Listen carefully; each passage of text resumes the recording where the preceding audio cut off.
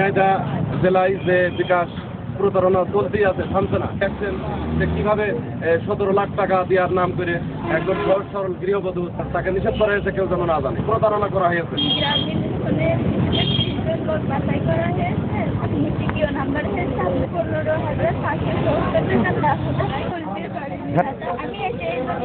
হ্যাঁ, এটা সঠিক। তা না হলে আমার প্রথমে 17,500, তারপরে 16,200। এইটা কি কারণে দেওয়া হয়?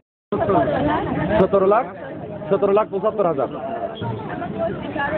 ও, বলতে বারণ করছিল যেন কেউ না জানে। এই দোকানে দিচ্ছে টাকা।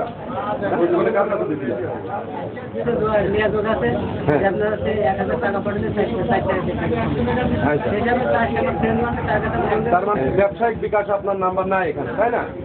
দোকানের নাম কি? আপনারা মূলত এখান থেকেই টাকা বিকাশ করা হয়। জননী কসমেটিক্সের কে? জননী কসমেটিক্স রোকন, ওকে এজেন্ট? এটা অপরাধ কিনা? অপরাধ না? মোট কত টাকা পাঠিয়েছেন? 33,700। এটা 33,700 টাকা দিয়েছেন। আচ্ছা, এই যে যেভাবে টাকাটা নিয়েছে, এটা কি সঠিক পথ না প্রতারণা? প্রতারণা। হ্যাঁ, এটা প্রতারণা। এই পরিষেবার কথা আমরা আবেদন করাচ্ছি, এটা আমরা সহযোগ ঝিনাইদহ জেলায় যে বিকাশ প্রতারণা চলতেই আছে, থামছে না। ঝিনাইদহ থেকে জাহিদুর রহমান।